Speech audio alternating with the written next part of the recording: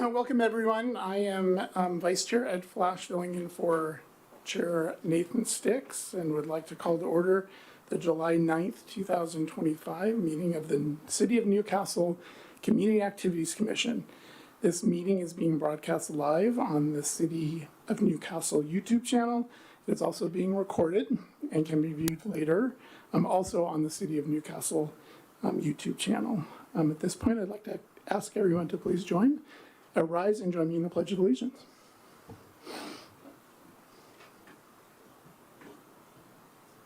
I pledge allegiance to the flag of the United States of America and to the republic for which it stands, one nation, under God, indivisible, with liberty and justice for all. Thank you, everyone. Amy, you want to take roll? Certainly. Commissioner Forsberg. Here. Commissioner Van Atta. Present. Commissioner Lee. Here. Commissioner D'Souza. Present. Commissioner Kretzinger. Here. Vice Chair Flash. I am present.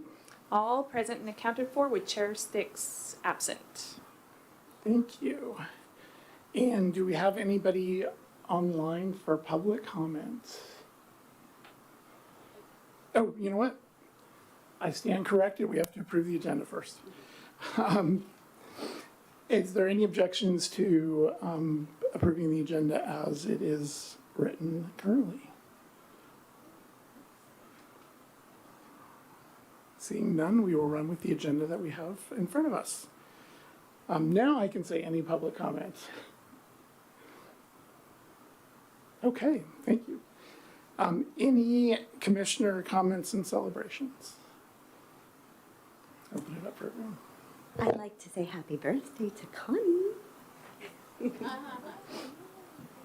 Today? Today, happy birthday. Happy birthday to Chair Sticks in absentia yesterday. Oh, nice. Okay. And I'm going to add also super fun 4th of July, or 3rd of July. All right. Anyone else?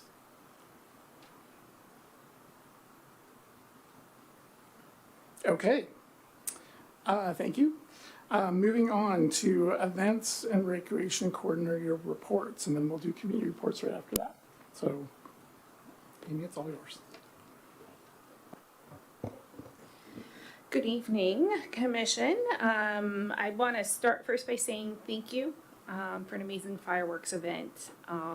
We will be obviously debriefing later on in the agenda, but I did want to give a special shout out to Commissioner Van Atta, who put together a rockin' music selection for our fireworks. From the moment I listened to it, I just smiled the entire time. And I want to thank her for that particular effort, but because it is extremely time consuming to do, but also all the other support that she provided for this event. Very appreciative of that behind the scenes work leading up to the event. And thank you also to the commissioners who were there attending, as well as volunteering. Your support really helps the staff be able to focus on executing on a very busy event. And I did want to give a public shout out to our public works staff who, although are not here, for any folks listening in and for the commission, they worked a very long day and worked their hearts out and put in an incredible amount of time, care, and effort to making sure that this event was very special for the community. So I wanted to highlight their very hard work. Alrighty, moving on, just highlights from this report. The concerts in the park are happening 2 weeks from tonight. Starts our Love Local Night with Between Two Gregs. Promotions will be forthcoming. I have not been down Coal Creek Parkway yet to know if the banner has been exchanged out, but it will be this week. Fireworks comes down, concerts goes up. The food vendors are all booked. Actually, the majority of them have all their paperwork in, which is amazing. And most of the activities that we're doing are booked as well. And again, that is also on the agenda, so you may hear a little bit more about who those food vendors are and whatnot. Newcastle Days planning continues. That is also on the agenda. We've sent out notices to our confirmed food vendors. Just want to highlight for the community that the booth applications are open now through the 18th. Please apply by deadline. There will be a waiting list. So if you apply late, you're not even going to get on the waiting list. We're getting, I think we had 40 applications the last time I checked earlier today. And just save the date for our volunteer appreciation. I'm very excited to highlight for you our recreation programs. The Fall Skyhawks is up and live, and we have rethought the way we do our fall session. As it says here, instead of 1 6-week session, we're actually going to do 3 4-week sections. So one basically mid-September to early October, one October, and one sort of November, December. We are bringing back community favorites, basketball, flag football, soccer, and tennis for ages 5 to 12, but we have added pickleball for the very first time. And we've also added a number of tot programs. So those are programs that service our preschool age youth. We have, I think it's called like flag tots or football tots and soccer tots and basketball tots. There are for ages 2, ages 3, ages 4. So those youth are served. Then just a reminder about our volunteer newsletter. So if you have anything from your partnering organizations, to make sure you get it to me by next Thursday to go into the newsletter. Any questions on that report? Alrighty.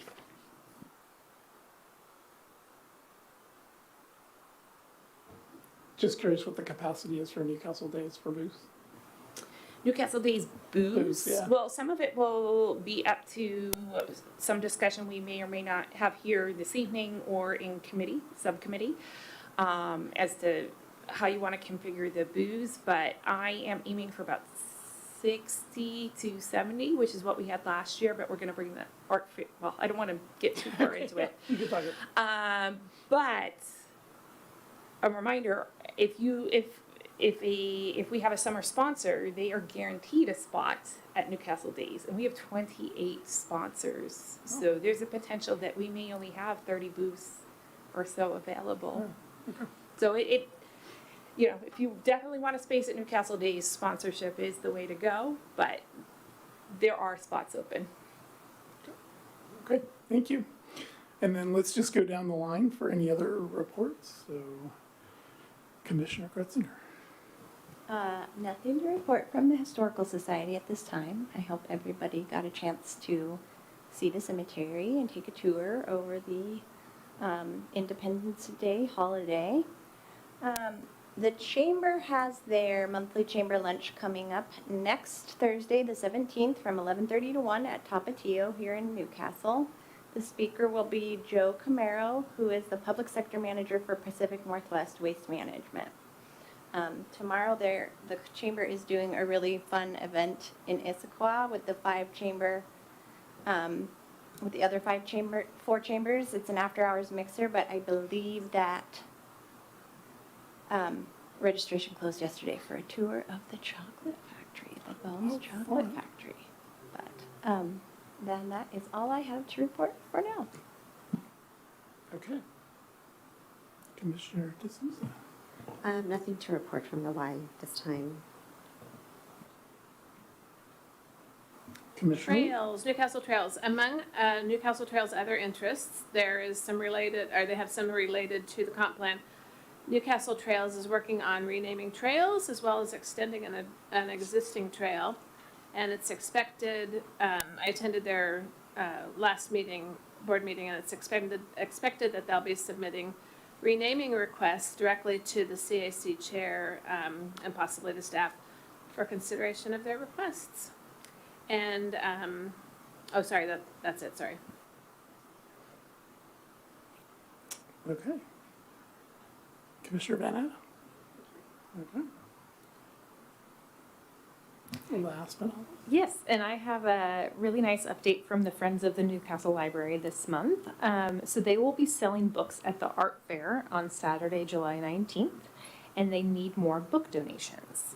It's easy to drop off books. You can drop off a grocery bag of books with the librarians at the Newcastle Library who are at a station in the middle of the library. They have friends volunteers they call book tenders who will check through these donations, sort, discard worn books, pack books for offsite storage, and retain books for their ongoing sales wall, which they are constantly replenishing and arranging. The board of the Friends of the Newcastle Library also recently changed their membership dues structure. So for students and seniors, it's $5. For individuals or families, it's $10. And there's a new option for a lifetime membership for $100. This was in response to actual membership choices made by their members. And also, their annual meeting is coming up on Wednesday, September 10th. They will be electing some new board members for the retiring positions, and the new board will elect new officers. So, yeah. And I'm assuming the annual meeting's at the library. Yes, sorry, yes. All right, thank you. And lastly, the Newcastle Arts Council. So we had a couple events in the month of June. One I'd like to highlight is Painting with Pastels at the library, which was very fun. We did Georgie O'Keeffe paintings. As was pointed out, we have our Newcastle Arts Fair coming up on July 19th from 10 to 5, and we are looking for volunteers. So if anybody's interested in volunteering, you can go out to our website or send an email to newcastlewaarts@gmail.com, and we can get you signed up to volunteer for that day. We need everything from setup to takedown to vendor relations, walking around making sure people are satisfied, and just customer service. We also meet people at the Newcastle Arts Council booth and at our concessions stand. So, If I may, Vice Chair Flash, Renata Emerson had asked me, the city, to repost the link that has gone online. So if you go to the city Facebook or Instagram page, the link to sign up is there. So if that makes it easier for folks, instead of having to email and wait for a response, the link is available. awesome, that's great, thank you. In August, we have a chocolate dipping exercise or event happening at the library on August 9th. And then we've been doing all year our our film series. And in honor of Newcastle Days and the Car Show, our film in September is American Graffiti. So if you want to attend that, you can send an RSVP note to, again, newcastlewaarts@gmail.com, because there's limited space. We do it at Aegis Gardens, so thank you to Aegis for helping sponsor that film series, but there's limited space. We are currently accepting applications for our fall art exhibition, which will happen at the library during September. So if there's any adult artists out there 16 or older that are interested in displaying their art, please do that. And again, information is on our website about that. And lastly, is we're still gathering bottle caps for the refresh of our mural at Lakeborn Park. So we're looking for primarily colored bottle caps to help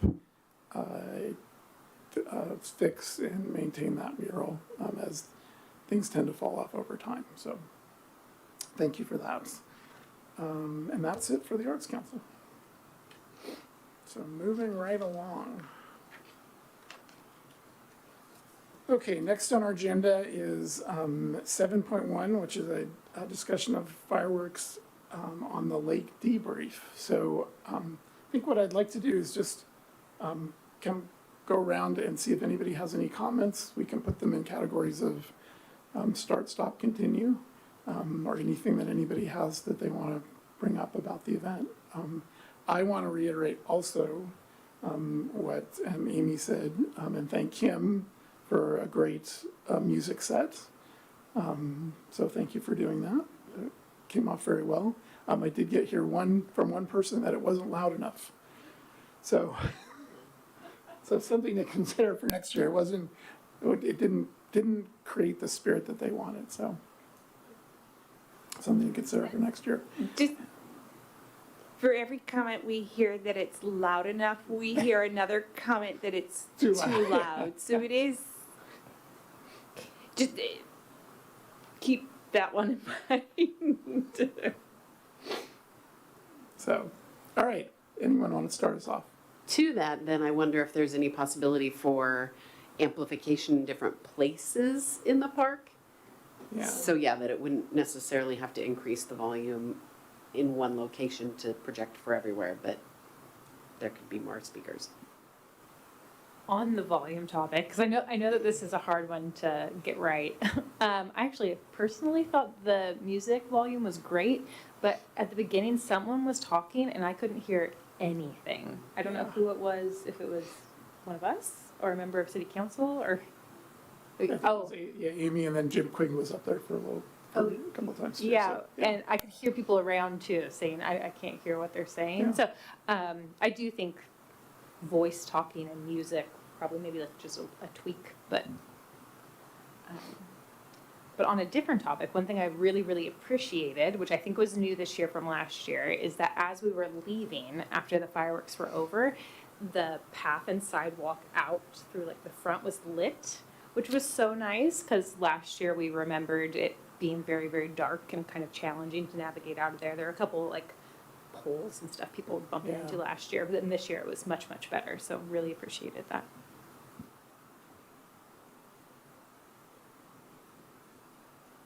Any other comments? I noticed as I was leaving, piles of food containers on top of trash cans. And I suggest that maybe we give some thought to places to put your trash. It seemed really easy, and I'm not surprised for people to just, I mean, at least people, I guess I should say, at least people pick their pizza box up off the grass, but then left piled on top of the trash can. It seems like we probably should have some receptacles with greater capacity, at least for the end of the night. And maybe even, I don't know how feasible this would be, but maybe even some interim collection through the evening. But I'll tell you what, my pizza sure was good. Let me speak to that a little bit. So, and I do want to give credit for that additional lighting to Connor and his team. That was their idea for improvement. So, those of you who attended last year's event versus this year's event may have noticed the difference in crowd size, particularly early on. So we had actually increased not only trash receptacles, but also just monitoring the trash. And the reason I'm speaking now is because the crew and even myself were changing trash out nonstop the entire evening. And so there's two ways to address this. One, I think additional receptacles. But also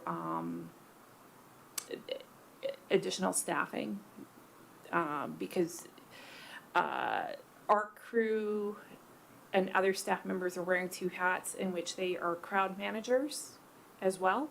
And so at 9:30, the majority of the staff has to go to the fireworks barricade to ensure fire and life safety. And so all trash collection stops then. So it is an issue that we're definitely looking at, so I'm glad to hear that we're not alone in noticing it needs to be addressed. But I did want to speak to the commission and let you know that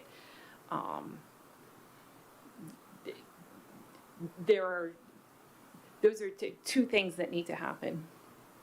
I don't know who was responsible for it, but I went down the next morning thinking, I bet I can lend a hand picking up trash. And I was pretty surprised at how little trash there was laying around. I am 5 waste management pencils richer. I heard that. So if anybody would like one, but in all seriousness though, I was surprised at how little trash there was around. So that was great.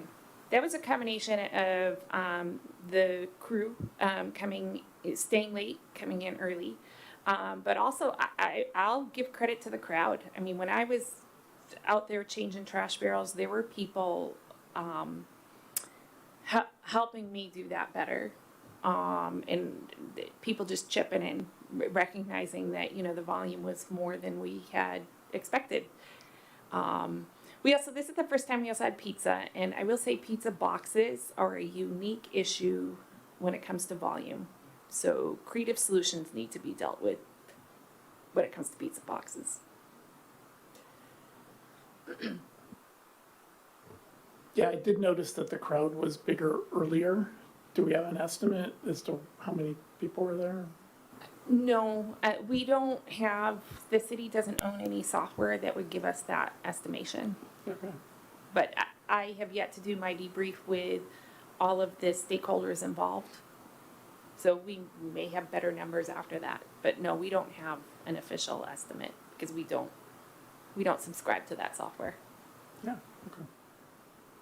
The fire department can typically be pretty good at, and that's like a skill they have. I would say continue the wristbands for children. Received a lot of positive feedback in the tent for, about the wristbands. People were really happy to have those. They remembered the year previously when the fireworks ended and the child had a momentary disconnection with their family. And even it was a good reminder whenever a kid would look at me like, I'm too old for that. I was like, do you know your parents' phone number? Can you recite it when you're nervous? So I just think that was a really good and very inexpensive opportunity, and it did also bring people back to the booth, because I was at the booth when you made the announcement at the stage, and all of a sudden it was like, vroom. We had this huge pulse of people that came back to the city booth. So that was kind of cool too, to just get having a specific opportunity to send them back. One of the things I was thinking about in terms of a start, potentially, and seeing Allison after I was out for the morning milers, and Allison was picking up, and I picked up things my entire route to the park that morning. Having just a community volunteer opportunity for a park pickup the next day.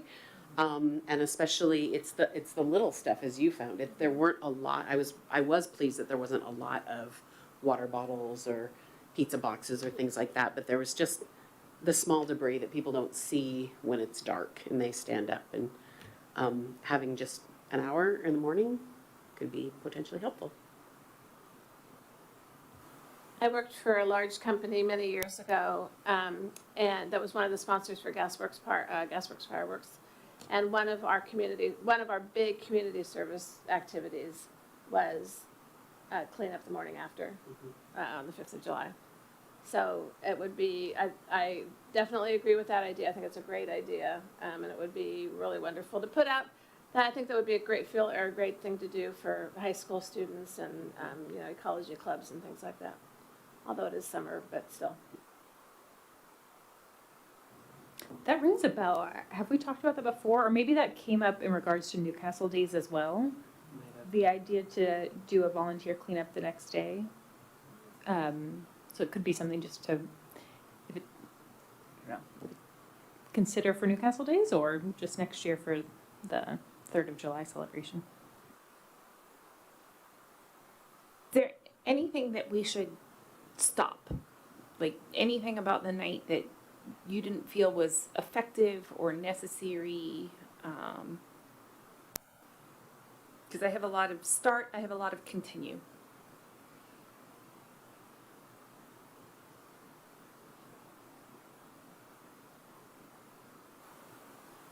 I'm gonna start a problem. Fireworks. Stop fireworks. Do a drone show.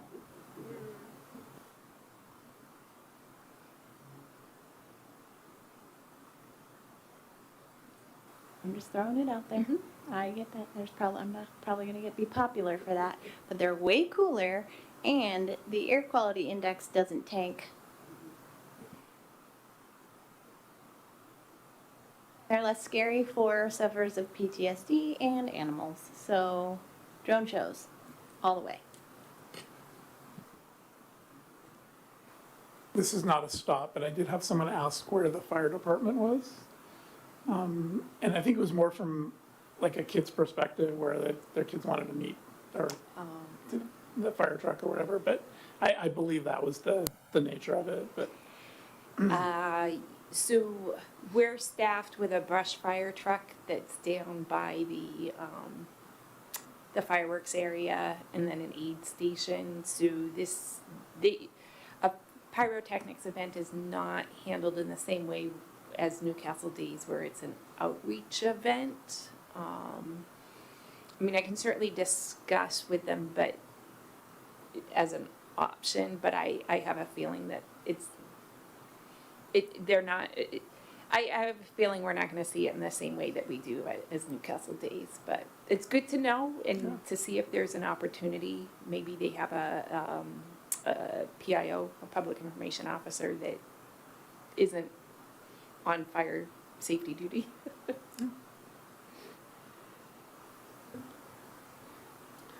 And then the other thing is, from the vendors, I don't know if you got any feedback on connectivity for Wi-Fi, but we were having a hard time at one point, and I don't know whether it was us or anyone else. We heard it was fine, to be honest with you. So I'm hesitating only because everybody else said that they were okay, and we did check in with the food vendors. The others didn't. So our sponsors and other booths, well, the city booth had an iPad there. I haven't checked in with them about Wi-Fi connectivity specifically, but I did check in with our food vendors and they were okay. Okay. They may have brought their own hotspots. I'm not. I didn't deep dive that far in. Speaking of food vendors, I was sitting at a spot where I could see the entire row, and they were hopping all the way. Matter of fact, I think Cascadia was taking orders through the fireworks even. They were so, yeah, they were really busy. I hope they did well. And I hope people got food that they wanted. But that was exciting to see, and it was great to see the variety. So that was really cool. And I had one more thing to say about that. Oh, did we have any feedback about it being on the 3rd? Specifically. So, interestingly enough, this I was going to bring up a little bit later in the meeting, but for some reason, yes, actually, we had for the most part, it was overwhelmingly positive. And this is anecdotally, we think that the larger crowd is due to the date on the 3rd. The weather was like top notch from so many perspectives for a fireworks event. And the cancellation or the move of the Coulon fireworks to a Brenton River Days drone show impacts attendance. But overwhelmingly, the majority were very positive. For some reason this year, we did get a lot of questions. I shouldn't say a lot. We got more questions this year about why on the 3rd and not the 4th. And so I don't think it was a negative per se, but just surprised that we're doing it on the 3rd and not the 4th. Which is interesting because Newcastle hasn't done it on the 4th since 2019. So why this year, I'm not entirely sure. And certainly I can, if people want to explore that, I'm happy to give you some more explanation and the public some reminders about why that choice was made. I have advocated for the 3rd quite a bit because it is consistent, right? Instead of trying to pick a Saturday because we have feedback that people say, it's great to not have to get up early the next morning.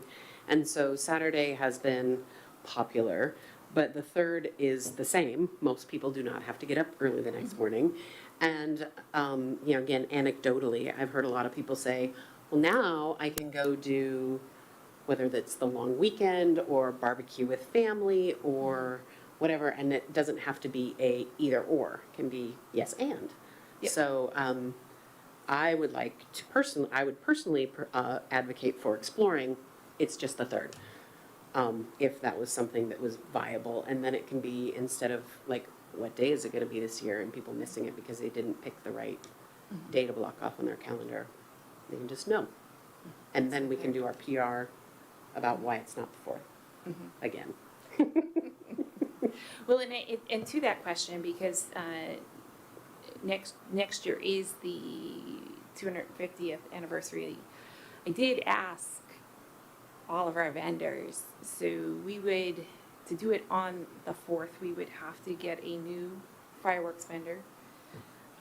We would have to get or a different sound production team, because they do, I believe he said Sammamish on the Plateau on the 4th. We'd not only have to get new or different vendors, the price is more expensive, and then we have the issue of public safety, the police coverage. So, I'd weigh in and say that I agree with Kim that just picking it and having it on the 3rd, and that comes to be something that people expect. I think it's a good idea for all the reasons that she said it's a good idea. We save a lot of money. I think probably the reason you got more questions this year is because the 4th was on an actual like weekend day or evening, and so it occurred to more people like, that's weird, it's on a weekend day even, like why is it not on the 4th? But and as for next year, we could just celebrate 250th Eve. Yeah. Like There are a lot of other municipalities that do the 3rd. Mhm. It's common. So yeah, I'm a fan of that idea. I like consistency, and so many people have the day off, like Kim said. One of the advantages I saw for this year was with the 4th being a national holiday and therefore a non-work day for a lot of people, us having the fireworks on Thursday was great, partially because, well, I think I like the date, but partially because a lot of people, in a lot of instances, people will be able to leave work early the day before a holiday. And therefore, everybody had time to go home and change their clothes and go park at Lake Bourne. I think that was definitely an advantage, having it on the Thursday before Friday 4th.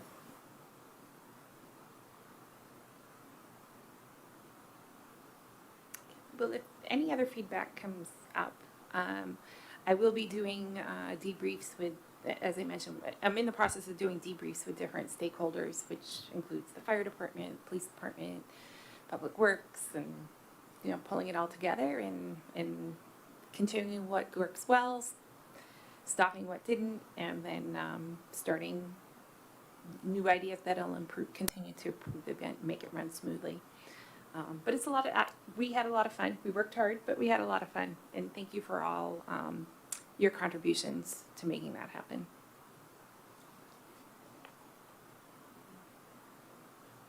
Any other comments?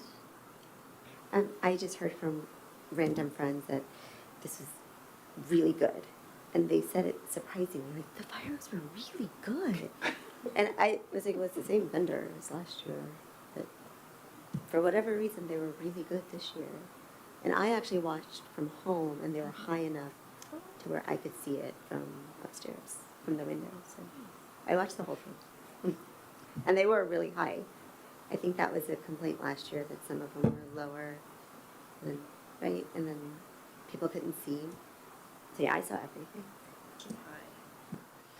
Yeah, I think that the show was actually better this year than in years past. I think at times I felt in years past it was just shooting one up at a time, and this was a little bit more choreographed, I felt. So kudos to the production folks. I Give him that will feedback. share that with him because he did already ask for feedback, and I told him I would be sharing more. Okay. Speaking of, it was really good this year. I did want to commend the choice of Mara and the Charm. People were really, all the feedback I heard was really positive, and they were wonderful to work with. Really, really fantastic to work with. Anyone else? I can just, I want to say that the fireworks creating the soundtrack was a great argument for perfect is the enemy of good. Because I did, after I listened to the MP3, after I rendered it, was like, oh, that transition could be better. And I thought about going back and reworking it, and I'd also spent enough time. And of course, with all the booms, I couldn't hear it, so. So let that be a lesson to all of you. Moral of the story, Don't worry about it. Don't worry about it. Yeah. Good words of advice. Good enough is good enough. So before we close, I do want to thank Amy for all your efforts in putting that on, and thank the city staff, because I think they did a really awesome job of supporting the event and really making it a great community activity. So yeah, thank you for that. Okay, anything else? I don't want to cut it off. All right. Concerts in the park. So we have 4 of them coming up, and Kim, you want to give us a lowdown on what's going on? Sure. Well, Amy addressed a fair bit of it. You know, we have our bands lined up. We have our food vendors lined up. We have theme nights for each of them, so people can choose to dress to the theme or just wear whatever they want. But we have activities planned in each of the shelters that hopefully can happen. We have opportunities for engagement with the city tent. So we're really excited about this year and trying some new and different things to see how they resonate with our guests.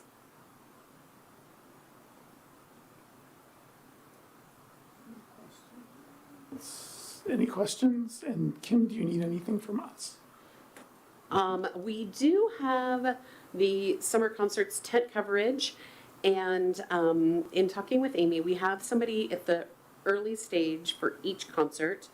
The second hour, we don't have coverage at all the concerts. I can send the list around, and also Amy has said the first part is the most important part, so that she can be moving around if vendors are having trouble with anything or need support, or just as, you know, everybody's arriving in the park, the second part of the concert is not as critical, and one person is fine. We do not all need to sit underneath the tent for the duration.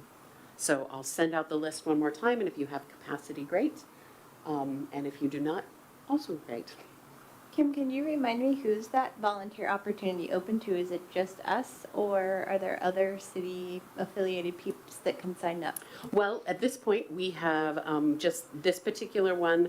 I opened to the CAC and to Planning Commission and City Council. So I will probably send one more round to all again to ask for support. Where we could use volunteers is to support the activities piece. You know, some of the activities are like the robotics team, you know, they're a whole package deal. But others of the activities need to have monitors, you know, people who are making sure their crayons are where they need to be, and people are sharpening their need help sharpening their pencils or finding pencils, and just tidying up and cleaning up everything afterwards. So that link went up today. It went out in our volunteer newsletter in June. People have been slow to respond, and we'll make do with what we have and adjust from there, but that's where we do need volunteers. So if you know of people. I wonder if that would have just thinking of how people sign up for things. Mm-hmm. I wonder if like that week Yep. doing some targeted like early, and if you don't have enough, you don't have enough by, you know, Tuesday afternoon or whatever, but doing that targeted marketing, catching people as a just in time, like I am in town this week. Yep. I plan to go to the concert. I can commit to that. My hope. Yeah. I can confirm that the PTSA is always like, we can't do this event because y'all haven't signed up, and then suddenly people are like, oh yeah, I needed to volunteer for that at the very last minute. But to confirm, so for this volunteer activity, it's open to anyone in the community. It's not just city. Yeah. Yes, so to support some of our themed activities, yes, that is open to the entire community. Sitting at the city tent is for commissioners and council members and city staff.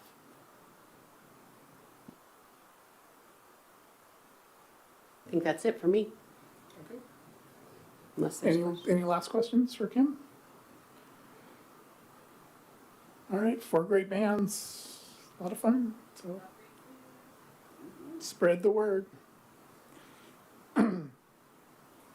All right, so in September, we have Newcastle Days coming up. So I'm gonna hand it off to Connie and Kristen to tell us what's going on. Do you want me to? Hold on, sorry. I need to pull up my email. Oh, I didn't, well, Newcastle Days is happening. That's per usual. And Amy is like the best at her job because she's just like, hi, does this sound good? I've got it handled. And we're like, yeah, that sounds great. We have a lot of great food vendors that are already lined up, like DIYT, Mama Rose Caramel, which I know is like an Instagram like famous candy shop, so I'm excited about that. Tasties, as per usual, forever and ever at Newcastle Days. Big Island Poke, Jersey Mike's Puddin' Cakes. We've got C. Davis Texas Barbecue, Isidro's, Marigold Wood-Fired Pizza. Yeah,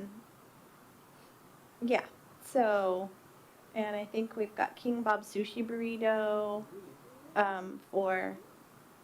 is that for a concert, right? Yeah, those were Yeah. our backups, if Yeah. you remember. So we sat down as a subcommittee and looked at all the people who had applied. And so King Bob's Sushi Burrito was backup to Big Island Poke.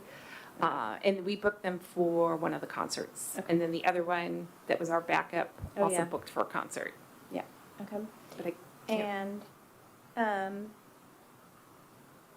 so Amy made a point of saying earlier that the vendor applications need to be in by the 18th, and she is not joking because, like she said, we already have so many sponsors that automatically get a booth, and we already have 39 vendor applications, I think, for 40. That's right. You sent in an update after that one. And the auto show is got a ton of pre-registrations already as well.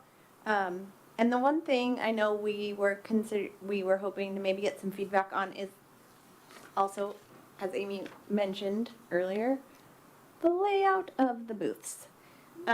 Because you know how in the big grassy area in the center, we usually have like the lion's share of like the vendor booths. And then the food vendors are going to be where the food vendors are going to be because water and electricity. And then we did some of the ones that were more kid focused up near the play area. That worked well. I think we want to stick with that portion. But having a dedicated art section last year was a cool idea, and I think we want to have an art section, but maybe move it so they don't seem so removed. So if you've got ideas about how and or where we can lay out things differently, let's hear it.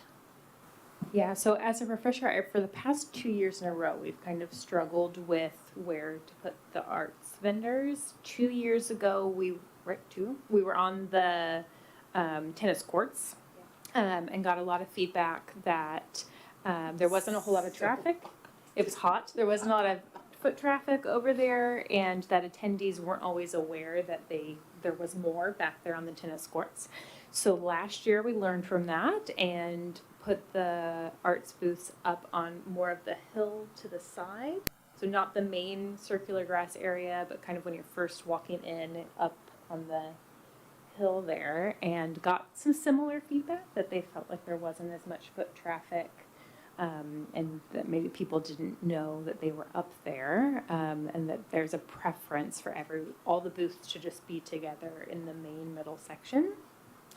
And I think we consulted with Public Works, and they said there is room to do one more row down there in the middle section, so we could have kind of like 2 rows of booths with a walkway in between in the middle. So that's what we had been brainstorming. But if I remember correctly, I think it restricts then the amount that we have capacity for. And so wanted to just make sure that we were okay with that trade-off. An ideal location, but maybe less vendors than we've had in the past.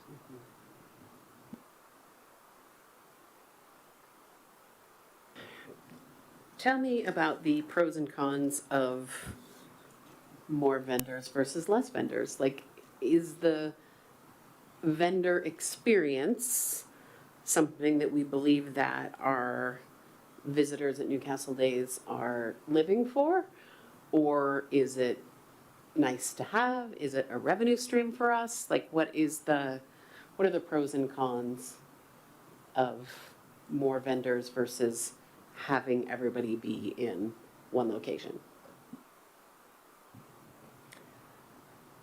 Good question. As Amy mentioned earlier, I think we do already have a waiting list that's quite sizable. So on one hand, turning people away maybe isn't as inclusive, or you just feel bad that people are interested and want to have a booth and we just don't have the space for them. Mhm.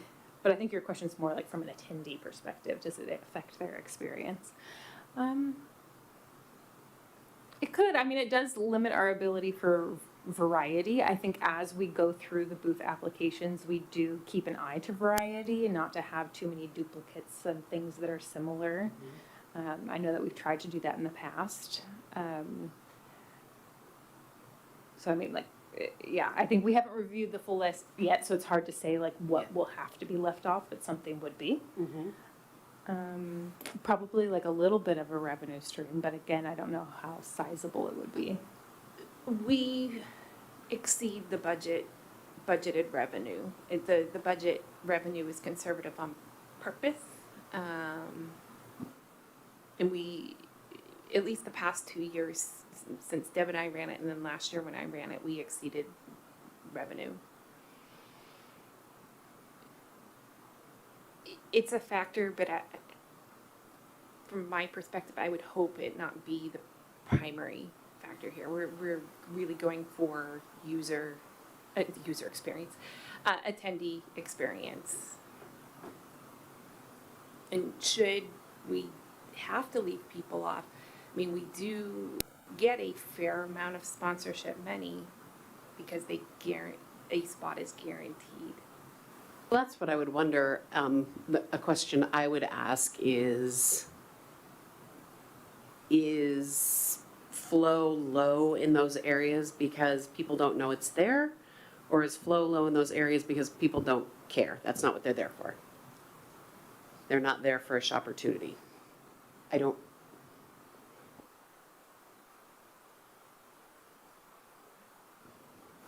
I would say one thing that I'm not there for is free swag from businesses, but I am there to support local artisans and businesses. Now that is one perspective, and I realize that there are others, but if I was giving feedback, I'd say let's focus more on, obviously we're including our sponsors, because that is a contractual promise that we've given them. But then aside from that, my focus would probably be like local and like artisans and interesting things, right? And things that support support the community in some way.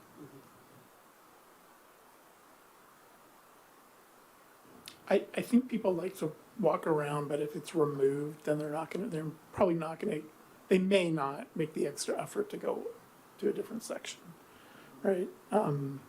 So I like the idea of having more of a variety, but I also think you're gonna get a better response from the vendors if they're on one spot. That's what I'm wondering if, hearing what everybody's saying is, if there's not a dire consequence for having a few less vendors, then, and we've tried what we've tried for the last 2 years and had feedback that like, well, that's not quite right. That's not quite right. Maybe this is the new thing to try. And maybe it will be right, or maybe it will still get, that's not quite right. We try again. So basically, we would be taking those vendors that were up on that hill and moving them down onto the field and with the excess capacity that we have on the field. Okay. I would go that route. I'll express my Public opinion. Works, as Commissioner Forsberg said, Public Works does think we can absorb most of those, but certainly not all of them. Is there any opportunity to, since the kids zone is always high traffic because it just is where people gravitate toward, so potentially is there any space to put a couple vendors up there, especially if they had more kid-centric type items? We're already exploring some of those spots. There's a primo spot right next to the playground, right next to the picnic shelter we discussed. There wouldn't be any additional space near where the Boy Scouts are, though, over there in the shade, would there? That's pretty. The scouts pretty much dominate. That's Yeah, the okay. the available flat space there.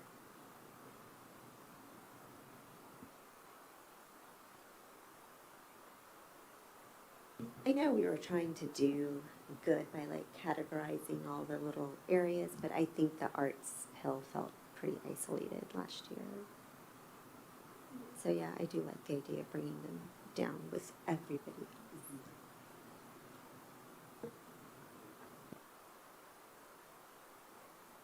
Yeah, as I was walking around last year, I got feedback from multiple people up on the hill that said, "Hey, we don't seem to be getting the volume up here. Can you do something about it?" We can make an announcement. We can encourage people to come up. But yeah. If I recall correctly, what seemed like a barrier between everyone else and the folks up on the hill was, correct me if I'm remembering it correct, if I'm remembering wrong, the booth, like for the city and all of us, were at the edge of the lawn, and then there was the sidewalk, and so it's like they were outside. The art vendors were in a different area, which seemed like it would contribute a little bit of a dissatisfaction from them. Just a little history on the art fair concept. That this is actually a relatively new one that was introduced 2 years ago when trying to rethink how to use the different spaces. The robotics team was moved up to the upper picnic shelter. The small inflatable carnival games were removed in favor of a fourth large inflatable. And so then you had the picnic shelter, not the picnic shelter, the tennis courts by the lower picnic shelter there. And so this was one thought. And then realizing that space didn't work, moving them to that space on the hill because the ponies and the petting zoo were moved over to the inflatables area.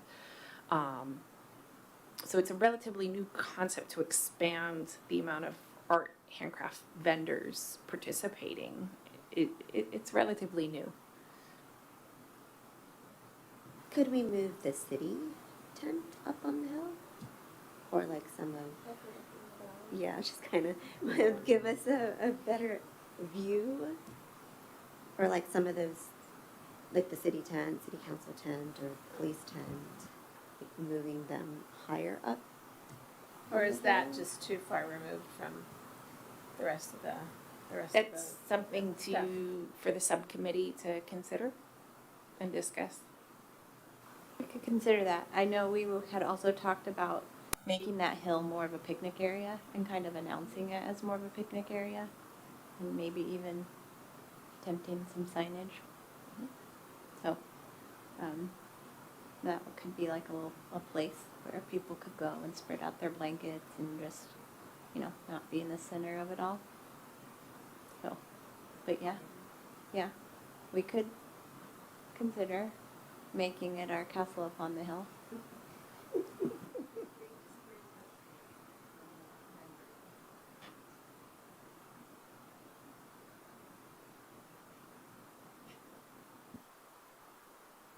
If we can tent out of a castle inflatable, I'm all in.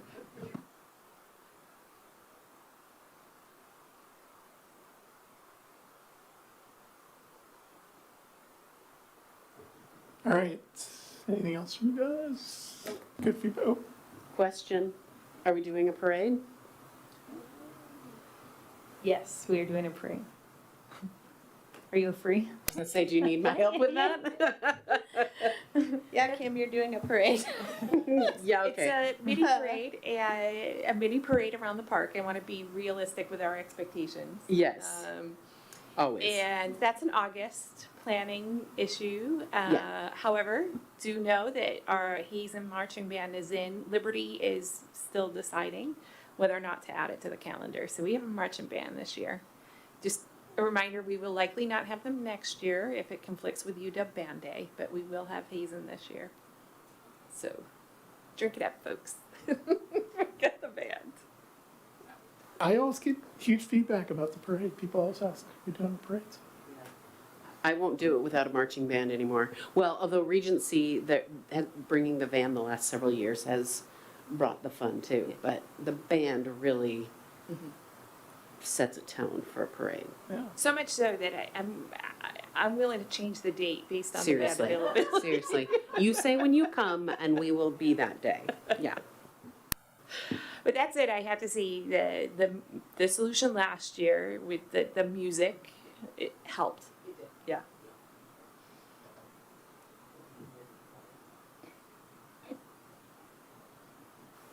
Okay. Anything, Connie, Christian, anything else?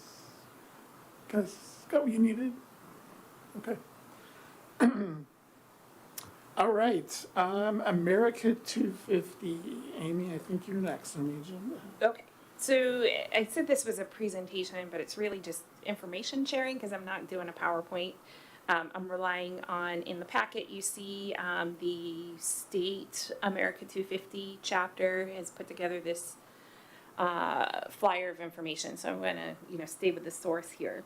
So you may have heard some of the celebrations that started happening this year, starting with April in Lexington, Massachusetts. I get some great pictures from my brother who was up at 5 o'clock in the morning on Lexington Green to watch the reenactment of the first battle of the War for Independence or American Revolution.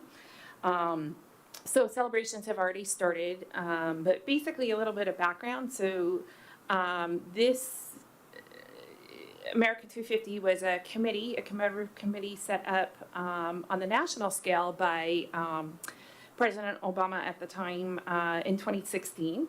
Washington initiated its own chapter in 2022. But basically it is a commission that is set up to celebrate the 250th birthday of the signing of the Declaration of Independence in 1776. City Manager Pingle, Mayor Clark, and I met with the Washington State Chapter representative to, hear how Washington plans to celebrate as a state. Each state has its own commemorative committee.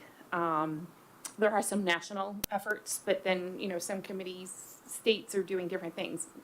There's a whole lot happening in this year in Massachusetts, for example, 'cause there's a lot that happened in 1775. Washington is taking a very decentralized approach, a very local approach, rather than having like a state-dominated effort. They really want local committees to, in local communities, local organizations to kind of opt in or rebrand things that they already do to celebrate, rather than have a state-focused approach. The city did decide to sign on as a partner. Most of your state historical, cultural, art organizations have signed on as partners. Many cities have signed on as partners. Many historical societies have signed on as partners. And the city has signed on as a partner for this. So essentially, this brochure here tells you about Washington's approach. Who they're hoping to get involved. And then if you flip on the opposite page, suggest some ways that the community can get engaged. But I think what the commission might be excited to read is the commemorative themes. So what the Washington State Commission did put together is a list of themes, like what's the messaging, what's the narrative, what's the story of this celebration. And so that tells you about the values and the approach that they're taking. So when you have some time, look over that. And then the state also did basically identify a couple of things that they would like to see statewide. For example, if you notice on it's page 5 of our packet at the very bottom, it says make plans to participate in our 2026 statewide observances. So they hope to have a statewide day of service on June 14th, which is of course Flag Day, Independence Day, and they did say not necessarily on the 4th, but associated with your Independence Day activities. And then also to have a day of civic engagement. And I know what September 17th is, but does anybody else know what it is? It's always something. It's always on September 17th. It is Constitution Day. It is the anniversary of the signing of the Constitution. Sorry, my history teacher nerd coming out. So those are 3 efforts that they really hope that all partners can do something with. So for our part, what was discussed is that rebranding our events to incorporate the celebration of America 250, potentially adding some off-season things like on September 17th, perhaps doing, one suggestion was a voter registration drive, or, just something to celebrate the Constitution and the history of the country. Why I wanted to put this in front of you now is because it's a year from now, but planning starts the day after. So fireworks happens the day after I start planning fireworks 2026. So while it is fresh in our mind, I would love to hear if you have any immediate ideas. But if you don't, for you to percolate out on this and then, send me your ideas. But this is something that you will see in front of the commission more than once, because it is something that we agreed to do, partnered to do. And I would love your input on how to make this a true community effort. Yes. When is Newcastle Historic Park going to be completed? 2026, any chance? Good question. Because that would be a great opportunity for sharing our history and power of place, in thinking about like geography and, who can tell the story of how our geography and geology impacted the growth of this area. And, being able to share or unveil the Bima House and the historical park during that time would be like, hurry up and build that. If it's not going to be done by 2026, I suggest we move it up.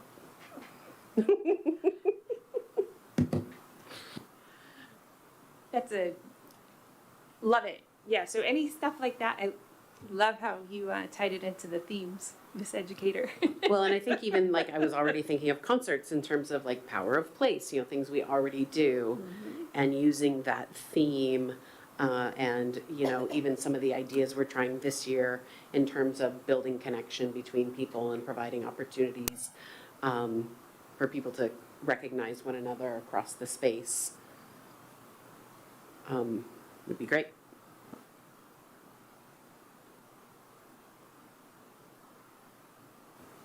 I can't remember if we did this last year.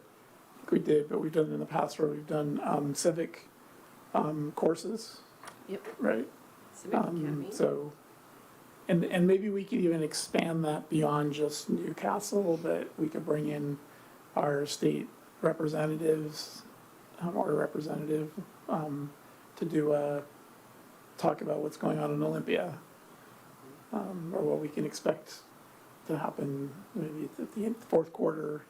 Their session is in the first quarter, so maybe expect what can happen in that session. King County as well, I mean. Yep.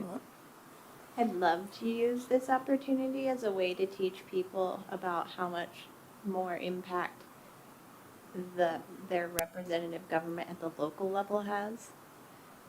People focus a lot on national stuff, and I'm not saying that they shouldn't, but if they even give just a little bit of attention to local stuff, it's way more impactful, and I would love for them to learn how like representative government actually impacts their like day-to-day lives locally, and get them to engage more. If this is an opportunity to do that, let's use it.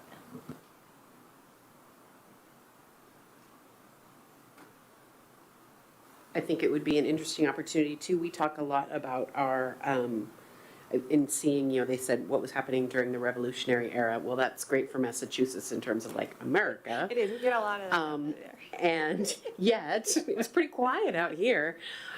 So I think we talk a lot about our coal mining history, but what about the Native Americans who were living in this land long before the coal miners set foot here? And, how did they live and move throughout this space? Would be an interesting thing to explore with our local tribes. And Commissioner Van Atta hit on one of the reasons why Washington took the decentralized approach is there's not that the history that is part of that the America 250 story traditionally, it looks very different in New England and on the East Coast than it does in other parts of the country.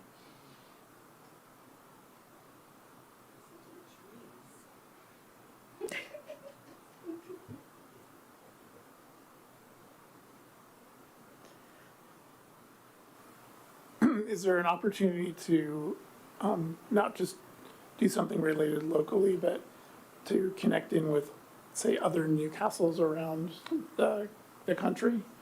I know I periodically get emails from somebody in Newcastle in Oklahoma, or I can't remember where, probably every other state has a Newcastle. Yeah, Oklahoma.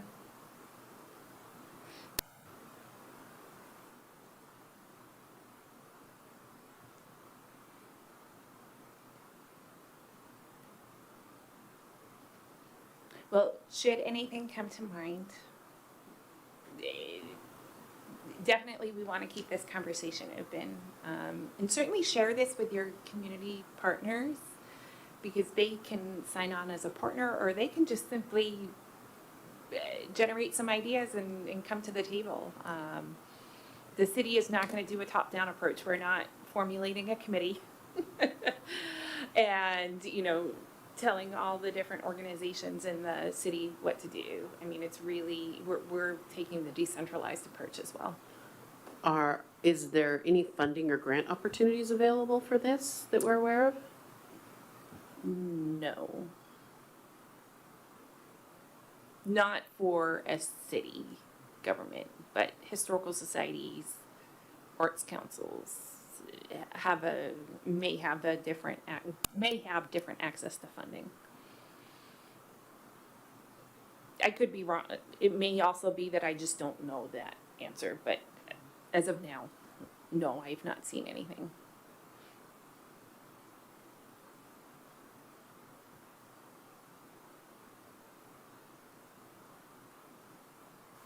So I think Amy brought up a good point in that this is ongoing.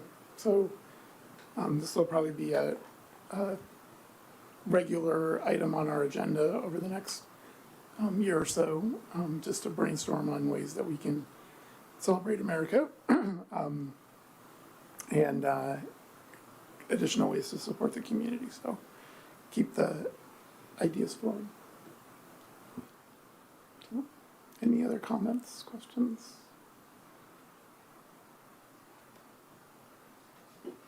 Ooh, I just had another idea.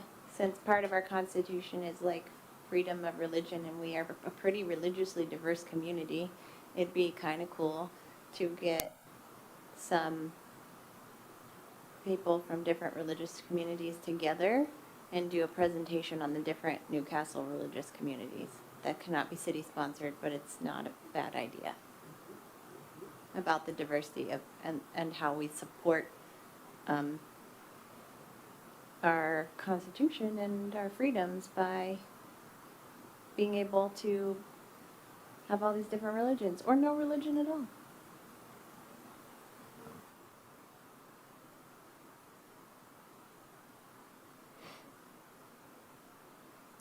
All right. Comments or questions? Okay, moving on. Item 7.5. So this is a exciting but bittersweet part of the presentation or the meeting this evening. This is the last meeting of one of our commissioners. And I just want to present a quote. This country will not be a good place for any of us to live in unless we make it a good place for all of us to live in. That was from Theodore Roosevelt, so one of our wonderful leaders. And one of the highest things that you can do as an individual is civic service. And I've been told by quite a few people actually, who are at just at not necessarily awe, but are just very thankful that we as commissioners spend our time, our precious time, supporting the community and making it a better place to live and making it a place that we want to live in, and that hopefully the values that we instill upon what we do are there to support the community and make it a better place to live. So this is Shally's last meeting.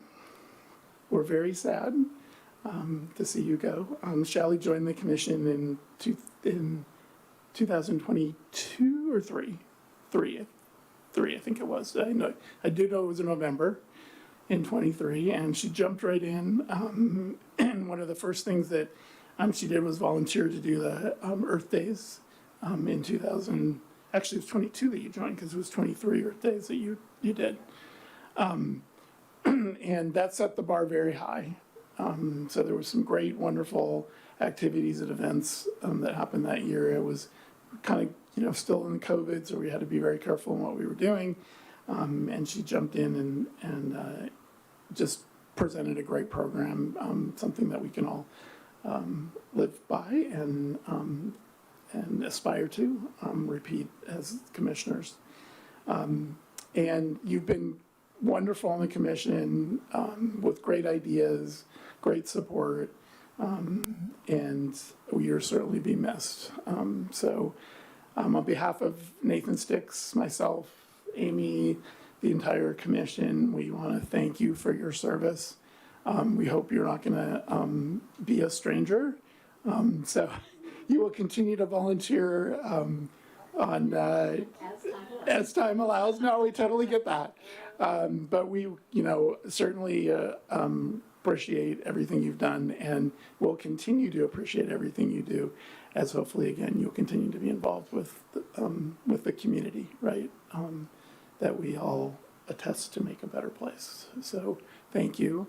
We do have a certificate for you, and we have some flowers for you. So thank you for all your efforts, and again, we appreciate everything, and you'll be missed.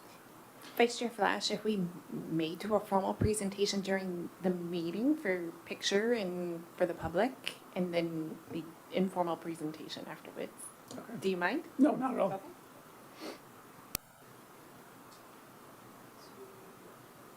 Do you want us to get all together in front, or, yeah? Good thing I wore pants. Didn't know I was gonna have to stand in front of the dais. I should have worn this.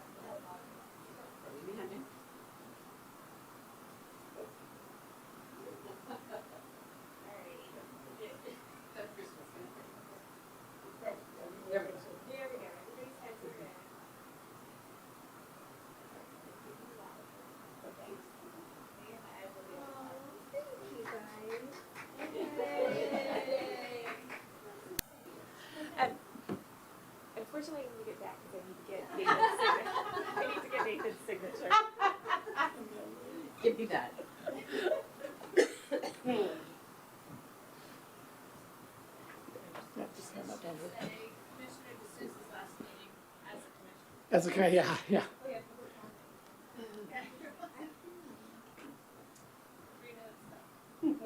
That's right. All right. Amy, is there additional public comments? Nope, okay. All right. That's right. Okay, planning calendar. I don't know if you guys noticed, but because of concerts in the park, our meeting got moved for next month, so August 20th is our next, put that in your calendar now. And then, One thing, I will ask now to be excused from that meeting okay, because we moved it to my Disneyland trip. And I love you guys, but I'm taking my kids to Disneyland.